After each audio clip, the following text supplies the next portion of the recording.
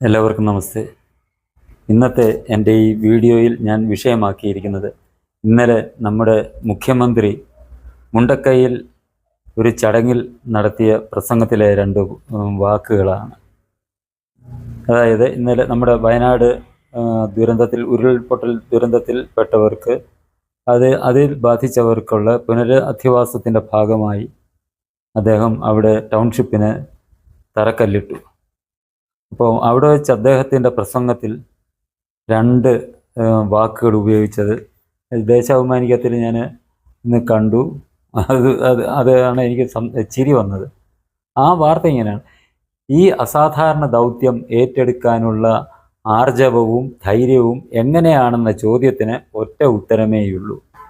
അത് നമ്മുടെ നാടിൻ്റെ ഒരുമയും ഐക്യവുമാണ്, മനസാക്ഷിയും മനുഷ്യത്വവുമാണ്.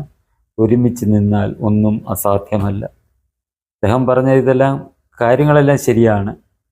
അദ്ദേഹം പറയാൻ 100% അത് ശരിയായിട്ടുള്ള കാര്യമാണ്. പക്ഷേ അതിനകത്തിലെ രണ്ട് വാക്കുകൾ മനസാക്ഷിയും മനുഷ്യത്വവും, ഈ രണ്ട് വാക്കുകൾ അദ്ദേഹത്തിൻ്റെ വായിൽ നിന്ന് വന്നത് കേട്ടപ്പം എനിക്ക് വളരെ വലിയ തമാശയാണ് തോന്നിയത്. എനിക്ക് തന്നെ ആയിരിക്കത്തില്ല, ഇത് ചിന്തിക്കുന്ന ഏതൊരു മലയാളിക്കും അത് വളരെ തമാശയും അത്ഭുതവുമേ തോന്നത്തുള്ളൂ. കാരണം നമ്മുടെ മുഖ്യമന്ത്രിക്ക് ഇല്ലാത്ത രണ്ട് കാര്യങ്ങളാണ് മനസാക്ഷിയും മനുഷ്യത്വവും. അതില്ലാത്ത ഒരു ആള് ഇതിനെക്കുറിച്ച് പറയുമ്പോൾ സ്വാഭാവികമായിട്ട് നമുക്ക് സന്തോഷവും തോന്നും, അത്ഭുതവും തോന്നും, എല്ലാം തോന്നും. ഇത് പറയാൻ കാരണം അദ്ദേഹത്തിന് ഒരു തരി പോലും അദ്ദേഹത്തിൻ്റെ മനസ്സിൽ മനുഷ്യത്വം എന്നുള്ള ഒരു വികാരം അദ്ദേഹത്തിനില്ല. അനുകമ്പ എന്ന് പറയുന്ന ഒരു വികാരവും അദ്ദേഹത്തിൻ്റെ മനസ്സിലില്ല. ഈ രണ്ട് വികാരങ്ങളും ഇല്ലാത്ത ഒരു വ്യക്തിയാണ് നമ്മുടെ കേരളത്തിൻ്റെ മുഖ്യമന്ത്രി. ഒന്ന് ആലോചിച്ച് നോക്കുക. അദ്ദേഹം നവകേരള യാത്ര എന്നും പറഞ്ഞൊരു യാത്ര നടത്തി.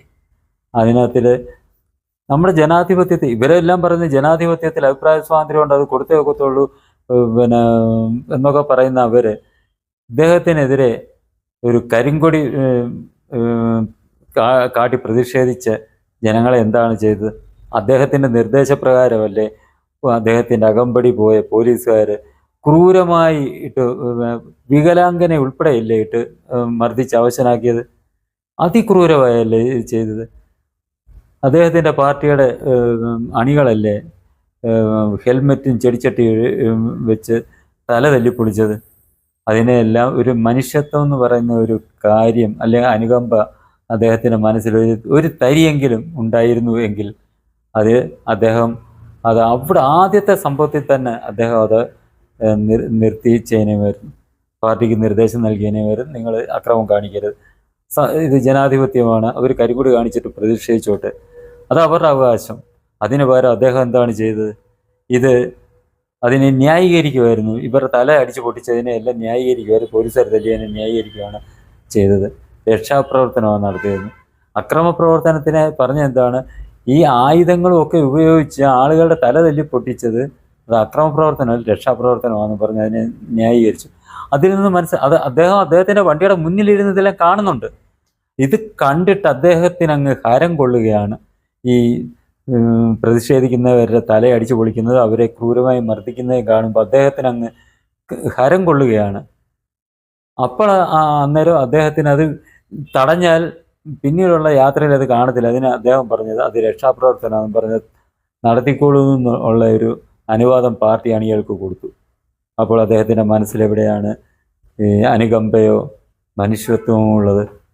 പിന്നെ അടുത്ത ഇപ്പം 45 ദിവസത്തിലേറെയായി തിരുവനന്തപുരത്ത് സെക്രട്ടേറിയറ്റ് നടയിൽ മഴയും വെയിലും കൊണ്ട് കുറേ സ്ത്രീജനങ്ങൾ സമരം ചെയ്യുന്നു, ആശാപ്രവർത്തകർ. അവരെക്കുറിച്ചൊന്ന് ആലോചിച്ച് നോക്കുക. ഈ നിപ്പ വന്ന സമയത്ത് ലോകം മൊത്തവും കോവിഡ് വന്ന് എല്ലാം ലോക്ക്ഡൗൺ നടത്തി അടച്ചുപൂട്ടിയിരുന്ന സമയത്തും ഓരോ വീട്ടിലും കയറി സ്വന്തം ജീവനെ പോലും തൃണവൽഗണിച്ചുകൊണ്ട് ഈ പ്രവർത്തനം നടത്തിയവരാണ് ഈ അടച്ചുപൂട്ടിയിരിക്കുന്നവർക്കും രോഗികൾക്കും ആഹാരവും മരുന്നും ഉൾപ്പെടെ കൊടുത്ത ഒരു വിഭാഗമാണ് ആശാപ്രവർത്തകർ.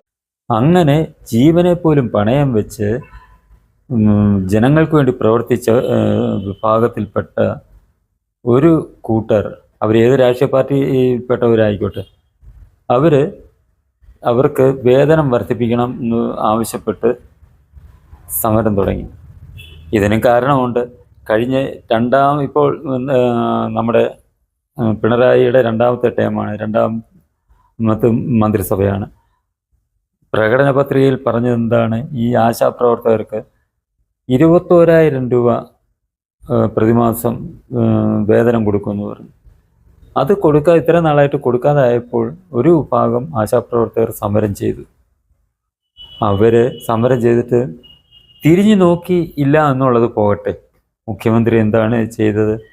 അദ്ദേഹത്തിൻ്റെ പാർട്ടിയിൽപ്പെട്ട നേതാക്കളെ കൊണ്ടും അദ്ദേഹത്തിൻ്റെ കൂടെ നിൽക്കുന്നവരെ കൊണ്ടും ഇവരെ വളരെ മോശമായിട്ടുള്ള രീതിയിലാണ് അദ്ദേഹം സംസാരിപ്പിച്ചത്.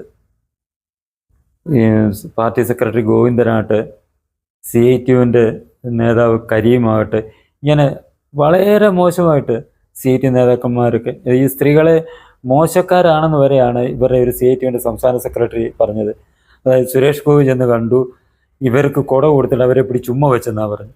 നമുക്കറിയാം, അന്യ സ്ത്രീകളെ ഉമ്മ വെക്കുന്നതിന്, ഒരു പുരുഷൻ ഉമ്മ വെക്കാൻ അനുവദിക്കുന്നവരെ മോശം സ്വഭാവം ആണെന്ന് സമൂഹം വിചാരിക്കത്തുള്ളൂ. അപ്പം പിണറായി വിജയൻ എന്താണ് ചെയ്തത്?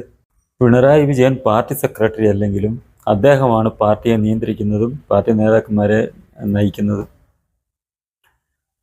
അദ്ദേഹത്തിൻ്റെ നിർദ്ദേശപ്രകാരം തന്നെ ആയിരിക്കും ഇവരെ മാനസികമായി തകർക്കാൻ വേണ്ടി ഇവരെ ഓരോന്നൊക്കെ മോശമായിട്ട് പറഞ്ഞുകൊണ്ടിരിക്കുന്നത്. അക്കൂട്ടത്തിലാണ് ഈ സ്ത്രീകളെക്കെല്ലാം പിടിച്ച് ഉമ്മ കൊടുത്തു എന്ന് ആ നേതാവ് പറഞ്ഞത്. അതും പിണറായി പറയിപ്പിച്ചതാകാനേ വഴിയുള്ളൂ. അല്ലെന്നുണ്ടെങ്കിൽ ഏതെങ്കിലും ഒരു നേതാവ് ആദ്യം ഇവരെ ഒന്ന് അധിക്ഷേപിച്ച് സംസാരിച്ചാൽ അന്നേരം പിണറായി വിജയൻ വിലക്കിയേനെ വരുന്നു. അവർ സമരം ചെയ്യുന്നവരോട് അവർ സമരം ചെയ്യട്ടെ, മാന്യമായിട്ട് സംസാരിക്കണമെന്ന് പിണറായി വിജയൻ പറഞ്ഞിരുന്നെങ്കിൽ ഇവരാരും ഇത്തരത്തിൽ മോശമായിട്ട് പറയത്തില്ലായിരുന്നു.